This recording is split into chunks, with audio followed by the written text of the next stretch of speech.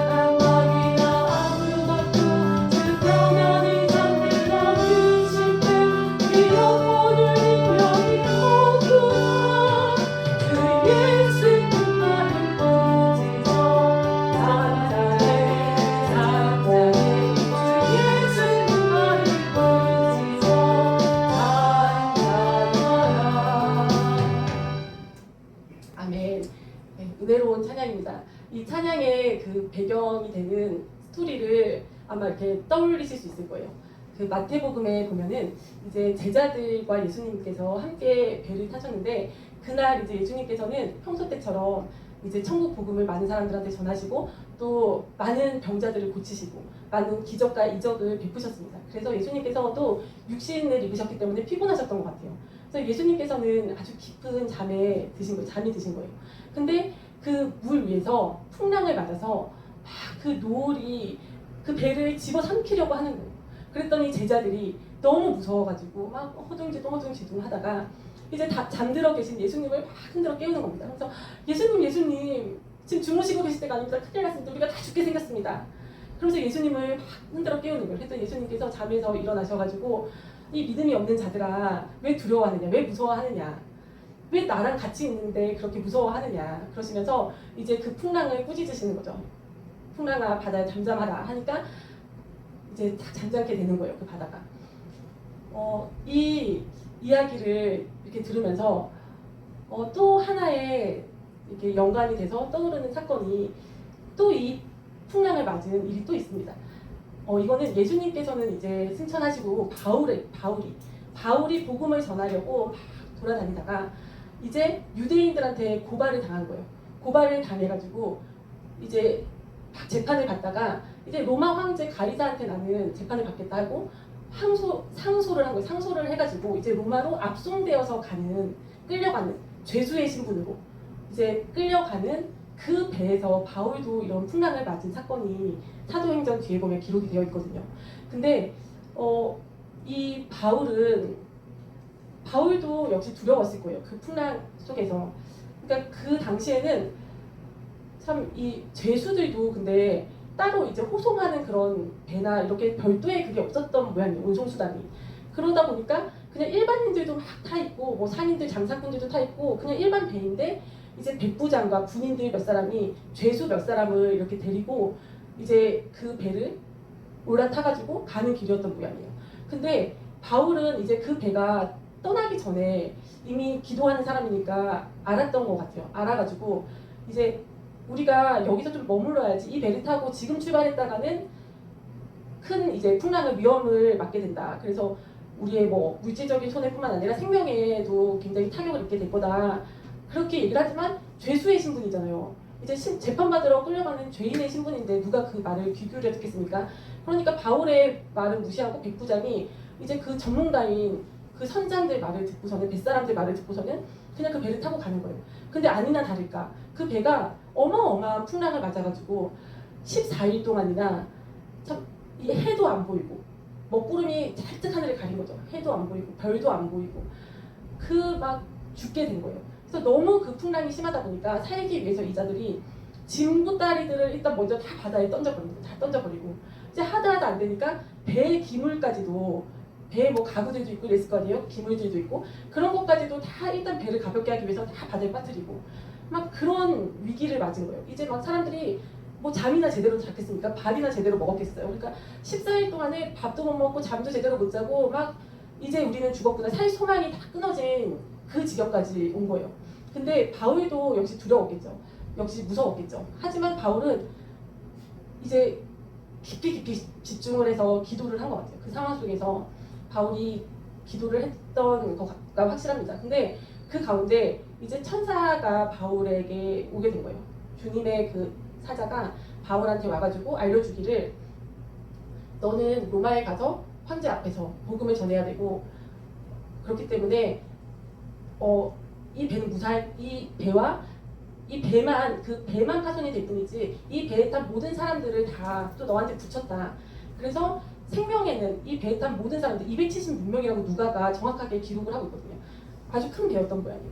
276명 그 사람 한 사람도 생명에는 지장이 없을 거다 하고 천사가 알려줍니다. 그리고 이제 몇 날이 안 돼가지고 어떤 한 섬에 닿을 거다. 그래서 이제 바울이 사람들한테 안심하라고 얘기를 합니다. 안심해라. 내가 모시는 우리 하나님께서 이제 천사를 보내서 나한테 알려주셨는데 우리 한 사람도 목숨을 잃지 않을 거다. 생명에 타격을 입지 않고 조만간 몇 날 안 돼서 우리가 한 섬에 닿을 거다. 그러니까 모두들 안심해라. 그러면서 사람들을 안심을 시킵니다. 근데 그 와중에도 이미 바다가 잠잠해진 게 아니에요. 그때도 여전히 풍랑 가운데 있는 거예요. 그런데도 바울은 나한테 말씀해 주신 이 하나님의 말씀을 나는 반드시 이루어지리라고 믿노라 하면서 사람들한테 그 믿음의 권면을 하는 겁니다. 그러면서 이 바울이 원래 죄인의 신분으로 그 배에 탑승을 했는데 이 바울이 리더가 되는 거예요. 그 배에서. 이 기도하는 사람이 있던 이 바울이 또 하나님의 천사로부터 그 메시지를 받은 바울이 이제 이 배에서 리더가 되어가지고 오히려 백부장이 오히려 선장이 이 바울의 말을 따르고 사람들이 바울의 말에 귀를 기울이는 겁니다.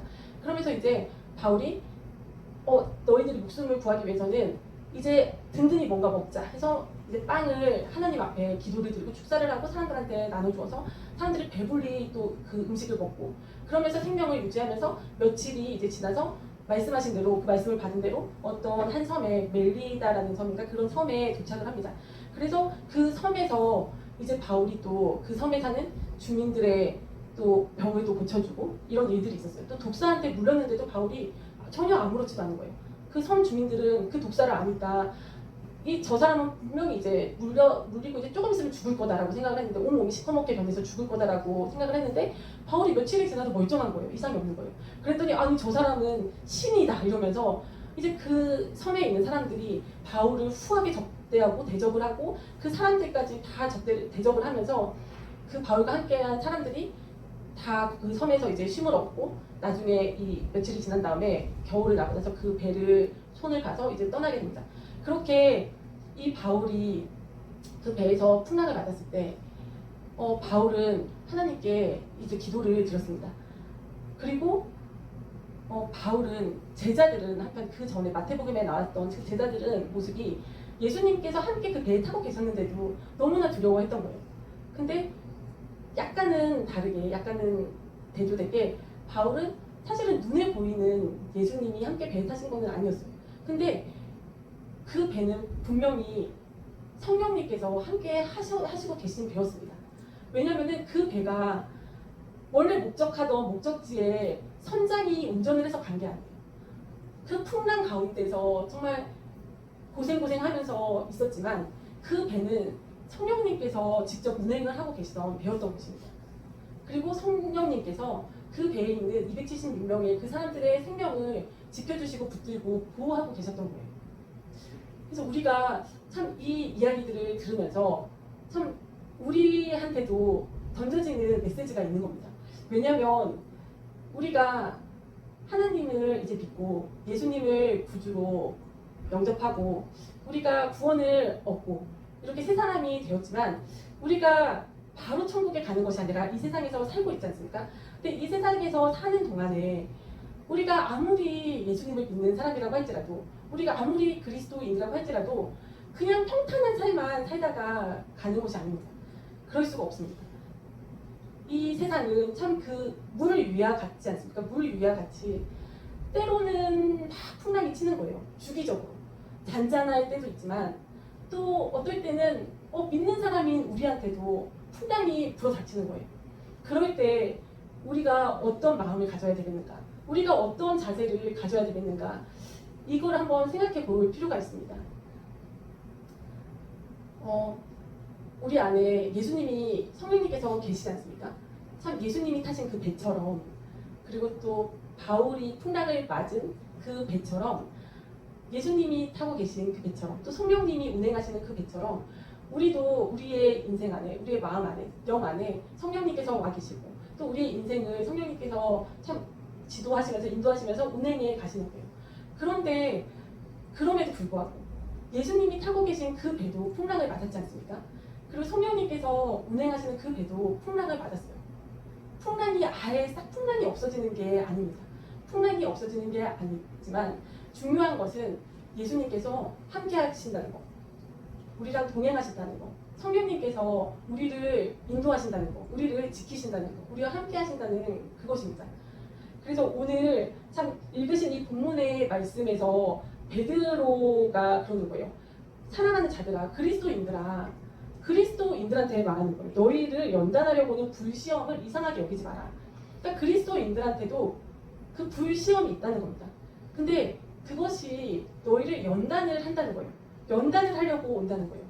그러면서 오히려 그 고난을, 시험을 기쁘게 여기라는 거예요. 즐겁게 여겨라. 왜냐면은 너희가 이 고난을 통해서 그리스도의 고난에 참여한다는 거예요. 그러면서 오히려 그 고난을 즐거워하라고 합니다. 그래서 그리스도의 영광을 우리가 함께 하듯이 그리스도의 고난에도 우리가 함께 참여를 해야 된다는 겁니다. 근데 참 이 말이 어떻게 보면 조금 약간 무리가 있게 느껴지기도 해요. 왜냐면 우리가 살면서 만나는 고난들이 우리 인생의 풍파들이 참 내가 예수를 증거하다가 맞이하는 풍파만은 아니지 않습니까? 100%. 그냥 우리의 어떻게 보면 일상생활 속에서 그냥 개인적인 사사로운 그런 풍랑을 만날 때도 많이 있습니다.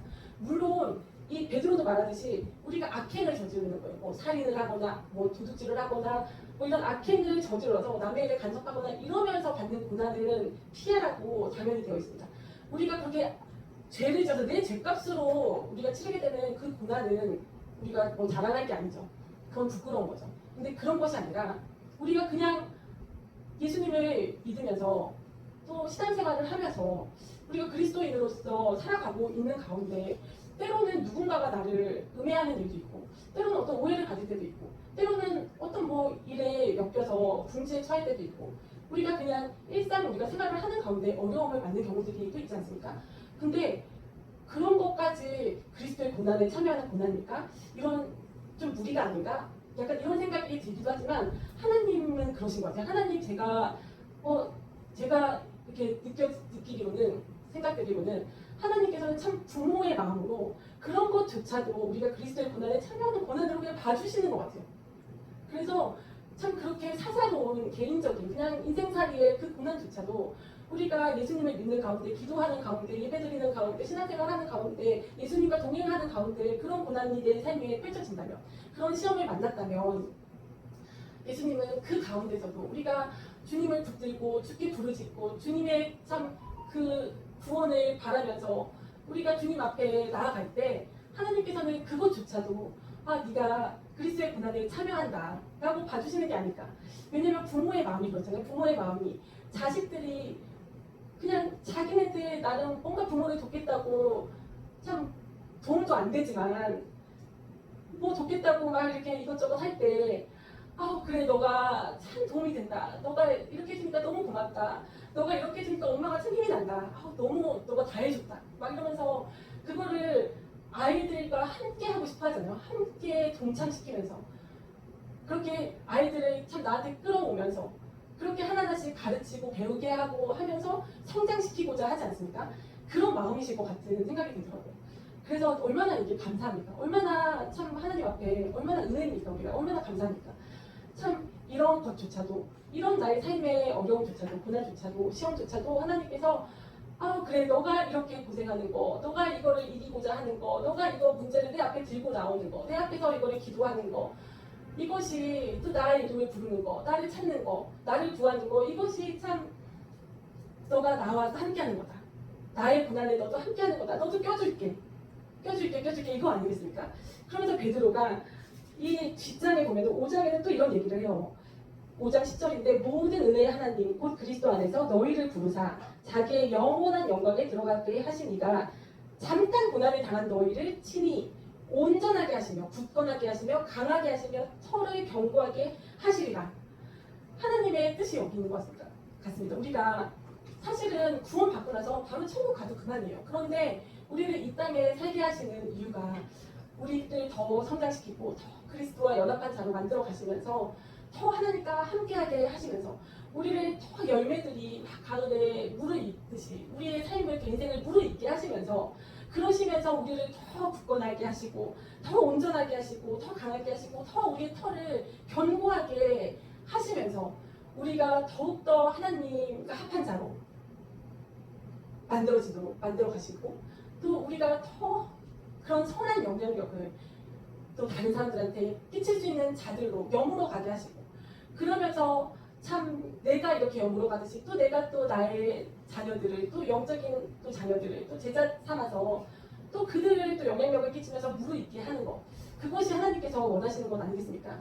그러니까 우리가 참 풍랑을 바라볼 때 이 인생의 풍랑을 바라볼 때 참 우리의 마음가짐, 우리의 자세는 이래야 될 것 같습니다. 무섭죠. 당연히 무섭죠. 두렵죠. 그런 마음이 없을 수 없죠. 피하고 싶죠. 하지만 하나님께서는 그 풍랑을 때로는 피하게도 해주시는 것 같아요. 때로는 피할 길도 내주시지만 또 때로는 우리가 그 풍랑을 맞게 하시는 거예요. 우리가 그 풍랑을 견제어내게 하시는 겁니다. 그 풍랑을 그냥 없애버리시는 것이 아니라 우리와 함께 해주시는 거예요. 대신에 너희들 혼자서 그냥 알아서 해봐 이렇게 내버려 두시는 게 아니라 예수님께서 그러셨잖아요.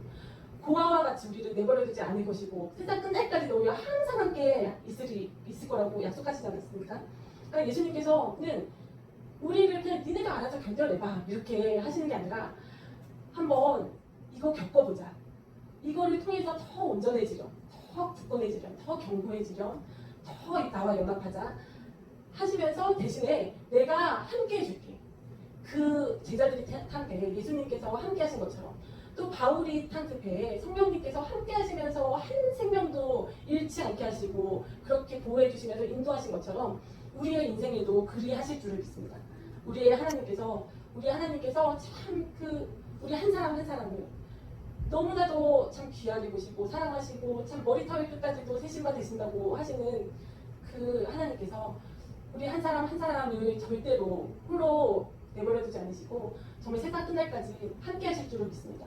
그렇기 때문에 우리가 조금 더 용기를 가지고 조금 더 마음을 굳세게 먹고 이 세상에 살면서 어려움이 있을지라도 그 어려움에 무서워서 벌벌벌 떨고 두려워만 할 것이 아니라 그런 마음을 예수님을 꼭 붙들고 이겨내면서 승리하는 우리 모두가 되기를 축원합니다. 아멘.